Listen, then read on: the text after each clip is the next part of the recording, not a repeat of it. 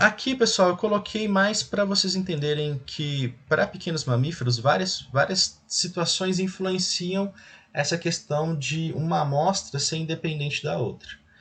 Uma vez que eu pego um indivíduo numa determinada armadilha, o odor e o cheiro dela ficam naquela armadilha. Então, o que eu faço normalmente? Eu recolho a armadilha, levo para o laboratório, dou uma lavada nela com sabão neutro, sem cheiro, sem nada. Depois que eu vou, troco a armadilha, coloco uma outra no lugar. E aí eu vou fazendo esse rodízio de armadilhas para poder evitar esse tipo de influência. E assim, se um animal foi capturado aqui nessa região, ele tem uma área de vida aqui. E outros animais têm outras áreas de vida. Então acaba que e o cheiro de um com o outro, se você trocar essas armadilhas sem lavar, pode influenciar aí na captura. Opa, o animal percebeu que o cheiro de um animal X está nessa armadilha. E o animal é o animal Y.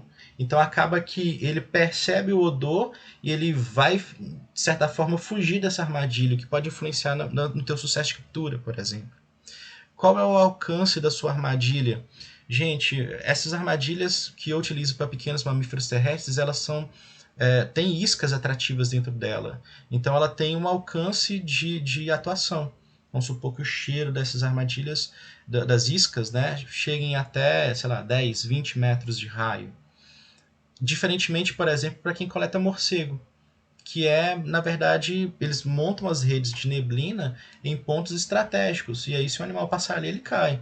Então, o alcance da rede de neblina é muito menor do que de um pequeno mamífero terrestre, de uma armadilha que está sendo escada. Preciso camuflar? Depende. Eu normalmente pego estruturas do próprio ambiente e jogo umas folhas em cima, coloco um galho, coloco a armadilha num buraco que possa ser importante, que às vezes eu vi um rastro de animal. Então, assim, é interessante. Sobre a lavagem, já comentei. Sobre isca, esse negócio de isca depende muito. Quando a isca é muito doce, eu capturo muito mais roedores. Quando a isca ela tem um cheiro mais de carne, eu coloquei uns pedacinhos de mortadela defumada no meu doutorado, eu peguei muito mais gambá. Então essa questão do tipo de isca influencia. Será que a velocidade de direção do vento influencia? Claro. Se você tem um vento numa determinada direção, às vezes os animais que vão ser capturados são aqueles que o vento está contra. Então, assim, tudo isso influencia no teu projeto.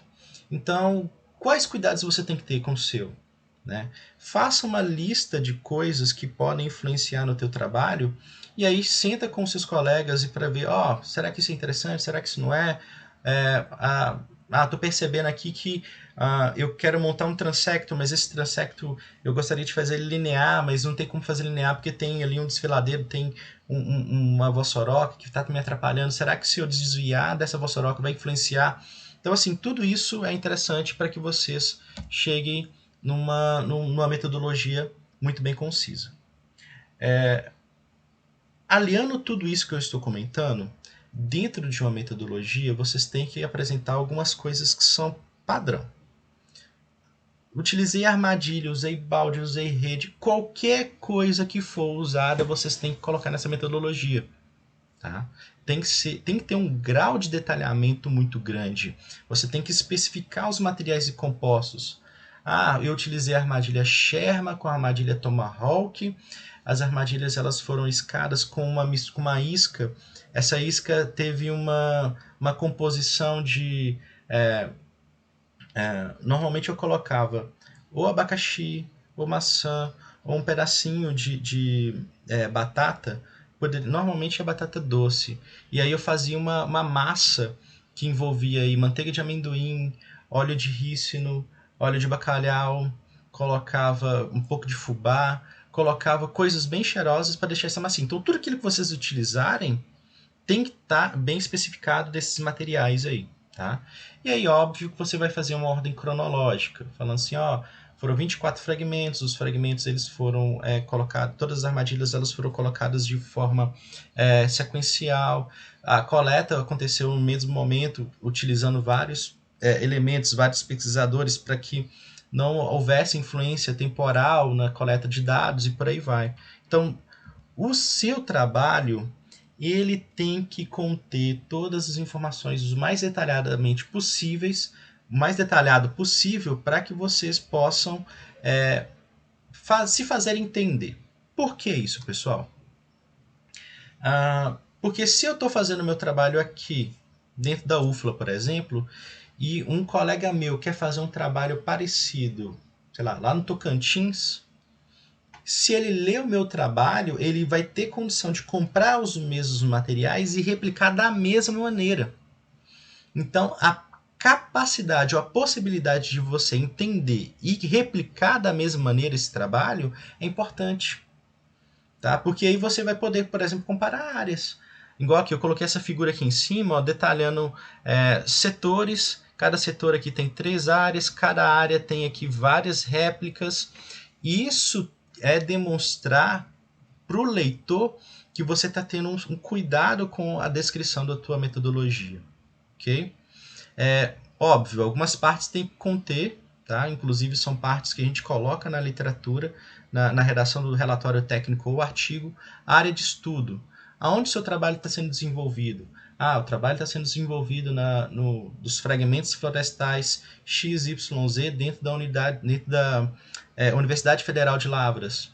Ou o trabalho está sendo desenvolvido no Parque Estadual de Rio Doce, na área de visitação do parque, nas coordenadas x, y, z, por aí vai. Quanto maior o grau de detalhamento dessa área de estudo, melhor.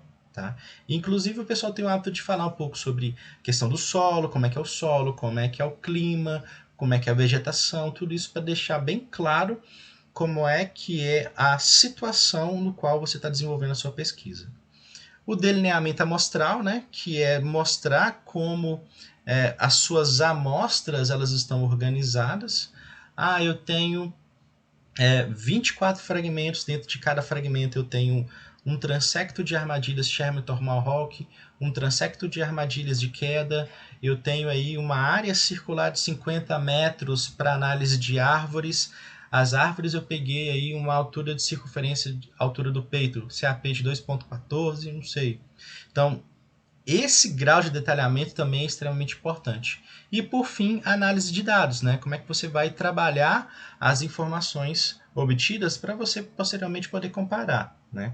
No caso de vocês, o que foi ensinado até então foram os índices de riqueza, né? Os índices de diversidade, Shannon, equitabilidade, aquela coisa mais simplificada.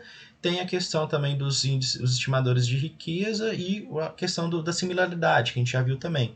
Então, como é que foram feitos isso daí? Eu utilizei o programa PAST, eu utilizei o programa Estimates, eu utilizei o programa Excel. Foram construídas planilhas onde as colunas eram as espécies, as linhas eram as amostras e por aí vai. Então, esse grau de detalhamento da análise de dados também é importante. Tá? Isso tudo lembrando que quem lê tem que entender e ter a capacidade de replicar a mesma metodologia em outros lugares. Agora, pessoal, sobre a introdução. Esse negócio de falar de introdução é bem complicado, porque para mim ela é a última parte a ser feita. Tá? Ela é uma das últimas partes a ser feitas porque você fechou a tua pergunta, você tem as possíveis respostas, você desenvolveu a metodologia, você encontrou os seus resultados. Opa, olha só que legal. Eu tenho aqui no meu resultado uma composição totalmente diferente daquilo que está na literatura. Então, essa composição vai falar um pouco mais sobre espécies ameaçadas de extinção. Então, isso eu posso colocar lá na minha introdução, sabe? Então, assim, só depois da maior parte do texto já produzido que você vai fazer a sua introdução, tá? E aí, quando vocês forem fazer a introdução de vocês, eu fortemente recomendo vocês fazerem primeiro o esqueleto. O esqueleto ele tem que conter algumas coisas básicas.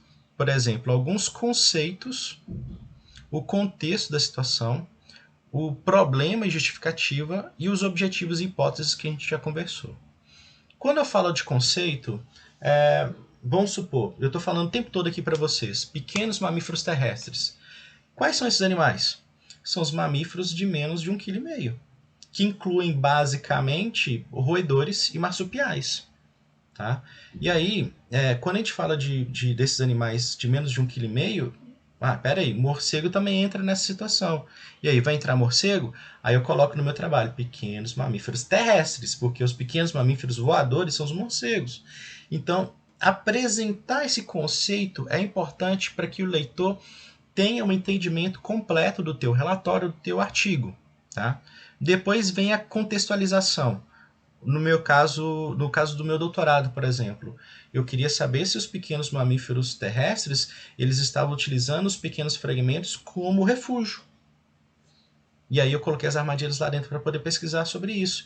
E eu encontrei uma diversidade até mediana, e eu cheguei a encontrar espécies raras, algumas extremamente difíceis de serem encontradas em pesquisas de uma forma geral. Porque algumas delas, inclusive, eram animais que eram descritos somente para dossel. Então, assim, o contexto era esse. E aí você apresenta, ó, ambientes fragmentados, eles diminuem a diversidade. Existe uma teoria esqueci. Do distúrbio intermediário, que pode aumentar a diversidade nesses sentidos. Reduz o número de especialistas, aumenta o número de generalistas. Então você contextualiza o seu trabalho baseado com aquilo que você já encontrou lá embaixo. E depois você vem com a problemática, falando assim, ó, poucos trabalhos falam sobre a questão do refúgio para pequenos mamíferos terrestres em áreas altamente fragmentadas, onde você tem uma forte influência humana, uma influência antrópica. E aí vem com a tua pergunta, que já é o objetivo. Com base nesse panorama, o objetivo do trabalho é apresentar riqueza, diversidade, composição, analisar, comparar, e aí depois embaixo vocês apresentam. Hipotetiza-se, ou aqui nós apresentamos como hipótese, acreditamos que os pequenos fragmentos são utilizados pelos pequenos mamíferos como refúgio. Pronto, acabou. Ah, mas e aquela questão de H0, H1? Eu apresento na minha redação? Depende do documento. Repito, pessoal. As hipóteses detalhadas, se vocês estiverem apresentando um projeto para qualificação de mestrado e doutorado, tudo bem. Mas se você está falando de um artigo científico, se você está falando de um relatório, apresenta só a hipótese nula, o H0, e já é o suficiente. Beleza? Vamos lá. Isso aqui eu já falei, né? Porque essas três partes, conceito, contexto e problemática, você só vai poder delinear bem depois que vocês tiverem os resultados e a discussão bem construídos no trabalho de vocês. E aí, mais detalhes sobre essa parte a Lívia vai dar na próxima aula. Agora, pessoal, dentro de uma introdução, normalmente o pessoal segue um padrão de estruturação, que é isso que a gente chama de estrutura de funil, partindo de algo mais amplo e reduzindo para algo mais simples. Essa estruturação que eu estou apresentando aqui para vocês, inclusive, é de um trabalho que eu estou fazendo a correção, que eu estou como coautor de um levantamento de mamíferos de um parque na Serra da Boa Esperança. Primeiro, a gente apresentou os conceitos gerais, falando o que é mamífero. Nesse trabalho em especial, a gente trabalhou com mamíferos de médio e grande porte, apresentou os problemas, falando que esses animais, por eles serem de grande porte, eles utilizam extensas áreas, e aí, como a maior parte da Mata Atlântica do Cerrado eles já estão altamente fragmentados, eles são animais que são ameaçados. E aí, o próprio revisor chegou para a gente e falou assim, ó, faz uma estruturação em forma de funil, fala como é que está acontecendo, o que está acontecendo com esses animais no mundo, depois vem para o Brasil, depois vem para Minas Gerais, depois vem para a sua área de estudo. E aí fecha com objetivo e hipótese. Por sorte, a gente já tinha feito uma contextualização, por sorte não, né? A gente colocou isso como uma forma de contextualizar a área, mas a gente já tinha esses dois últimos tópicos aqui, ó, que era Minas Gerais e na área de estudo. A gente só precisou acrescentar aqui como é que estava a conservação desses animais no mundo e no Brasil de uma forma geral. A gente fez aí 2 parágrafos para apresentar essa estrutura de funil. Então, repetindo, como é que é essa estrutura de funil? Primeiro os conceitos maiores, os conceitos amplos, depois veio uma problemática dentro dele, depois a gente apresentou aí como é que acontece a situação no mundo, depois em Minas Gerais, depois na área de estudo específica. E aí veio com objetivo e hipótese. Então essa estrutura do mais amplo para o mais simples ajuda muito na construção de uma introdução. Tá? Ah, e lembrando, em algum outro momento, quando a gente for falar sobre o trabalho em si, que é aquele trabalho de coleta de macroinvertebrados do solo, que a Rosângela vai passar para vocês os dados já prontos para vocês construírem o relatório, eu vou depois passar uma aula onde a gente vai falar um pouquinho sobre cada tópico que é interessante ser abordado. Né? E aí, numa outra aula, a gente fala mais sobre isso. Pessoal, o que eu devo usar, o que eu não devo usar como citação ou referência? Gente, a antiga professora da parte prática andou falando pra gente que o pessoal estava usando muito o site de Wikipédia, Brasil Escola, jogava qualquer coisa no Google, aparecia, cortava e colava. Então, assim, quando você pega alguma coisa citando Wikipédia, Passei Direto, Brasil Escola, alguns sites, inclusive resumos de anais de congresso, você já não vê o relatório com um olho diferente, sabe? Porque você percebe que a pessoa não teve o zelo suficiente para poder cuidar bem do trabalho, tá?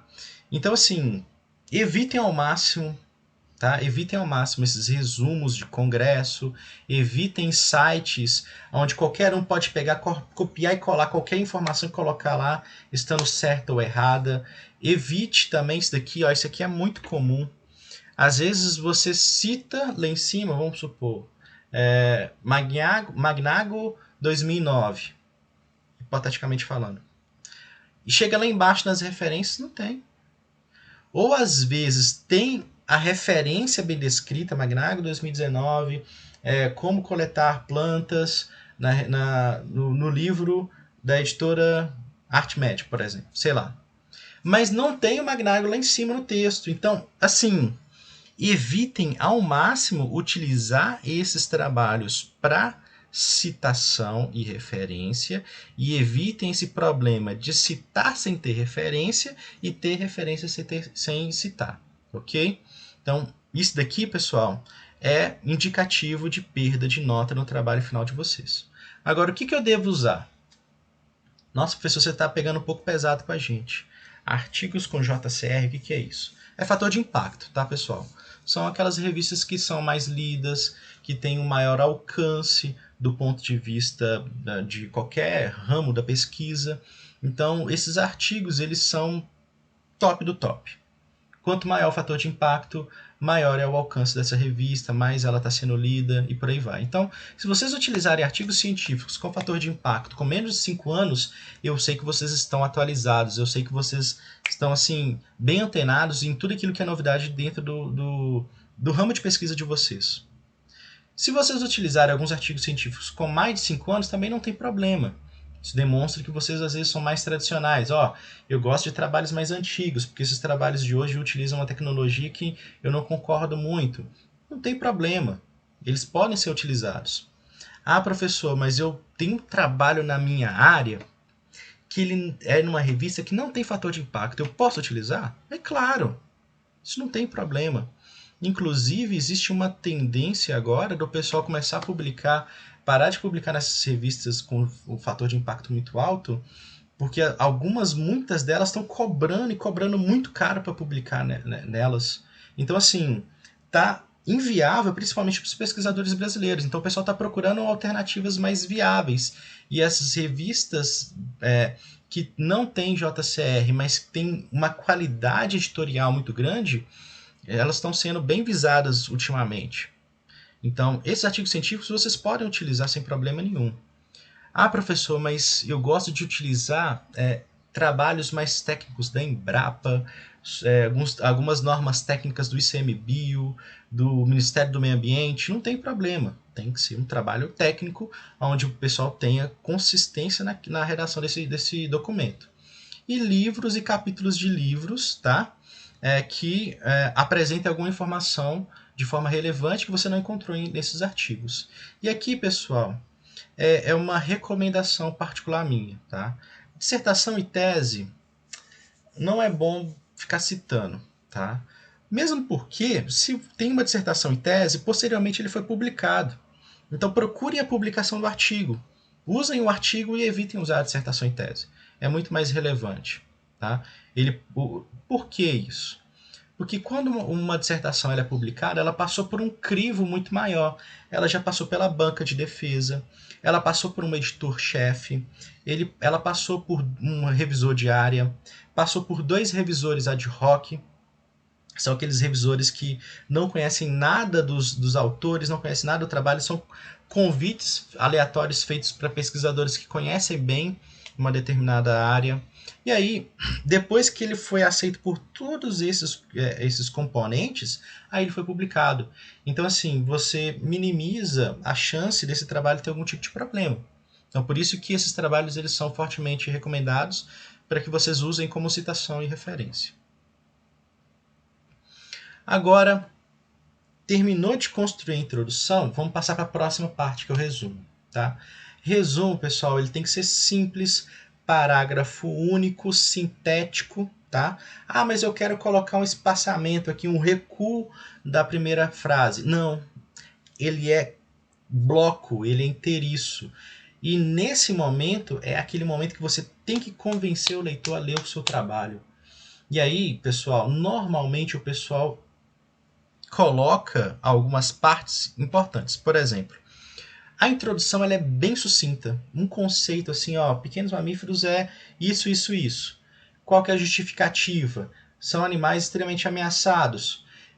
Portanto, o objetivo do meu trabalho é analisar tal situação, utilizando armadilhas Sherman, Tomahawk e Pitfall.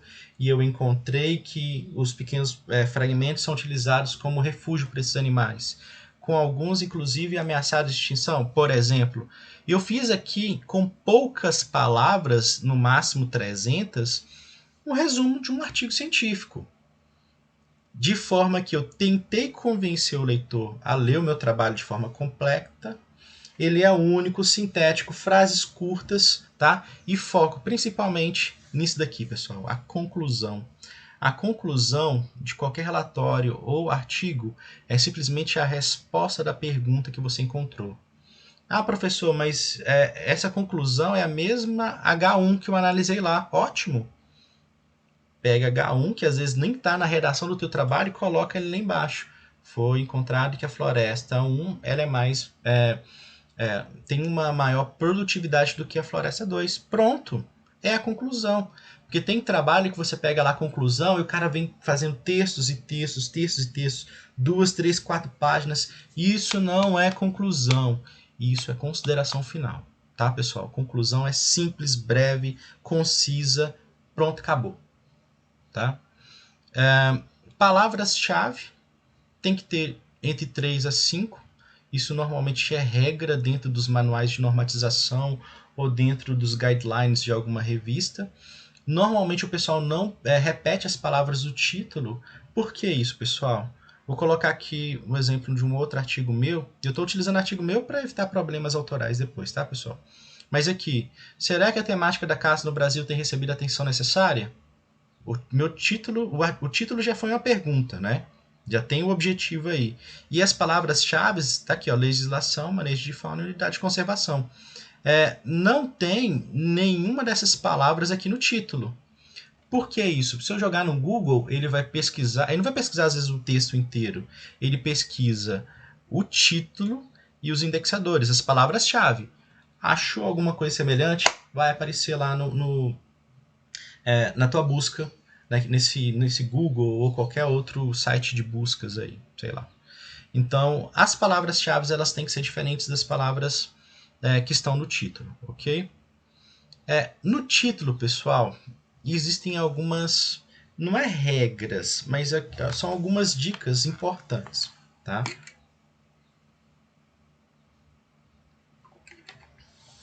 Porque assim, um título para ser bom mesmo, ele tem que ser sugestivo. De forma que, nossa, eu tô com uma dúvida, eu vi uma reportagem na televisão, por que isso acontece? Então, quando você constrói um título, você de certa forma está tampando esse buraco, essa lacuna que existe dessa curiosidade de uma parcela da população. Ele tem que ser informativo, ele tem que convencer o leitor de pegar e ler o teu trabalho. E por fim, ele tem que ter menos de 15 palavras. Porque ninguém vai pegar um título e começar a ler, sendo que ele tem praticamente 6, 7 linhas. Isso não é um título. Ele tem que ser sucinto, ele tem que ser informativo e ele tem que ser perspicaz, ele tem que ser sugestivo. Então aqui, pessoal, eu trouxe aqui o meu primeiro artigo da graduação, perdão, do mestrado, que entrou nesse sentido, olha só.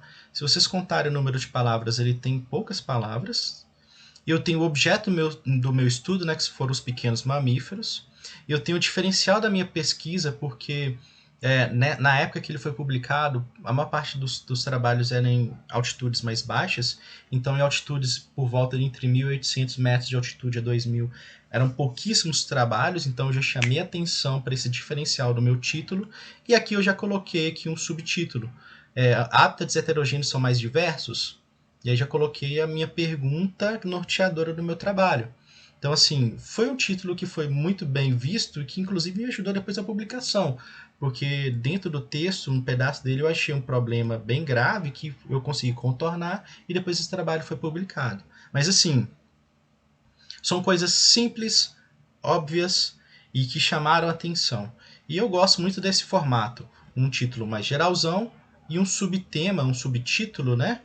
Que apresenta uma pergunta ou apresenta às vezes até a conclusão do teu trabalho. Isso está virando até uma tendência, tá? A pessoa já coloca uma conclusão daquilo que foi encontrado no trabalho de forma bem concisa, para que, opa, peraí, eu estou precisando ler esse trabalho porque essa conclusão é interessante, é algo que eu estou precisando completar na minha pesquisa que eu estou desenvolvendo. Agora, aqui, pessoal, é uma recomendação minha. Eu não gosto de colocar área de estudo. Ah, professor, mas tem aí, Sudeste do Brasil. Quando eu falo área de estudo, chegar a ser muito específico. Ah, estou fazendo na área 1 da Asa Norte, do Centro-Oeste, da cidade X. Então, quando você especifica muito a área de estudo no título, o revisor, quando ele vai ler, ou quando tem algum tipo de parecerista no relatório técnico, cara, o cara já vai lá e corta tudo, porque na verdade isso é metodologia, isso vai lá para a área de estudo. Então coloca algo mais geral. Ah, o trabalho foi desenvolvido no Cerrado, bota no Cerrado. Ah, o trabalho foi desenvolvido na área de Mata Atlântica do Sudeste brasileiro, coloca só Sudeste brasileiro. Pronto, acabou, entendeu? Especificar muito a área de estudo não é muito legal no título. Agora vem uma situação bem complicada. Plágio. Pessoal, eu já mencionei em outros vídeos, essa questão do plágio é bem problemática. Nos trabalhos que vão ser corrigidos, nós vamos utilizar um programa que inclusive eu vou mostrar para vocês daqui a pouco, que é o CopySpider. E todas as vezes que eu encontro, eu falo, gente, tome cuidado, plágio é crime, tá aí o crime. Código Penal Brasileiro, crimes contra a propriedade intelectual, artigo 184. Se vocês podem pegar, se isso for utilizado no relatório técnico-científico, que vocês têm lá a RT, né, responsabilidade técnica, ou que foi um artigo científico que foi publicado em revista, se for encontrado plágio, vocês vão perder o relatório, vocês vão perder a grana, vocês podem perder o título de vocês, se é mestre, se é doutor, vocês podem ser presos, você tem que pagar a multa, e está tudo previsto no Código Penal. Sabe? Tá aqui, ó, de 3 meses a 1 ano ou multa, e aí, enfim, pena de reclusão com 1 a 4 anos e multa, e tudo isso vai piorar a situação de vocês. Se não for réu primário, é pior ainda. Né? Então, tome cuidado com plágio. Qual que é o programa que normalmente eu utilizo? Esse CopySpider é um programa livre, vocês podem jogar no Google aí, vocês vão achar ele com muita facilidade. Ele, depois que você baixou, ele precisa de ter uma interface com a internet, você joga o trabalho dele lá, de vocês aí dentro, né? E aí ele deixa ele rodando, que ele vai procurando os termos similares. Se fica acima de 3%, isso quer dizer que trechos inteiros foram copiados. E aí, se tiver qualquer tipo de plágio, nós vamos zerar os trabalhos de vocês, ok? Então, baixem esse CopySpider, isso serve para a vida de vocês, ok? Ou algum outro aplicativo que vocês tenham mais habilidade. Eu conheço basicamente esse, por isso que estou sugerindo. Citação, pessoal. Dentro da introdução, existem várias formas de vocês citarem. Tem aquela citação que você pega o trecho inteiro, coloca lá um recuo, coloca entre aspas, itálico e coloca lá a citação depois. Tem lá o trecho que você copia o trecho inteiro, coloca entre aspas. Gente, não façam isso. Tá? Essa citação que você faz esse Ctrl+C e Ctrl+V, dependendo da quantidade de informações dentro de um parágrafo, dentro do trabalho, configura plágio. Tá? Então a melhor maneira que vocês têm é ler o trabalho, interpreta e transfere aquilo que vocês entenderam para o trabalho que vocês estão redigindo. Tome bastante cuidado com isso. E nessa forma de citação indireta, que inclusive esse exemplo está no Manual de Normatização da UFLA, ele apresenta de duas maneiras. Assim, como lembra Martins 1984, o futuro do desenvolvimento, blá blá blá. E eu particularmente não recomendo vocês utilizarem essa primeira forma de citação, porque fica muito fofoca científica. Martins 84 falou isso. Machado, colaboradores de 2000, falou aquilo. Oliveira e colaboradores em 2006 falou aquilo. Parecendo que vocês são aquelas velhas que ficam na porta de casa falando mal da vida dos outros. Nossa, fulano de tal falou isso, Beltrano falou aquilo. Não. O autor não é importante. O importante é a ideia que você quer apresentar. Então a melhor forma, e é uma recomendação que eu digo para vocês para a redação de qualquer coisa, é ler o trabalho, entenda o trabalho, e aí você coloca a ideia. O futuro do desenvolvimento da informação está a cada dia mais dependente de um plano unificado de normalização. Essa ideia, essa frase é sua? Não. Foi algo que você leu, entendeu e utilizou. Porém, ele estava no trabalho de Martins e colaboradores. Martins só, né? Martins, 1984. Tá? Ah, professor, eu posso usar citação de citação? Não recomendo, tá, pessoal? Se tem lá um trabalho que citou outro, pegue o outro trabalho e leia, que às vezes pode ter algum erro de interpretação que você pode corrigir aí, tá? Então, aqui, ó, recomendação: evite outras formas de citação, utilize basicamente essa, e leia, entenda e apresente com as suas palavras. Ok, pessoal? Essa aula foi até grande demais. Muito obrigado pela atenção e até a próxima.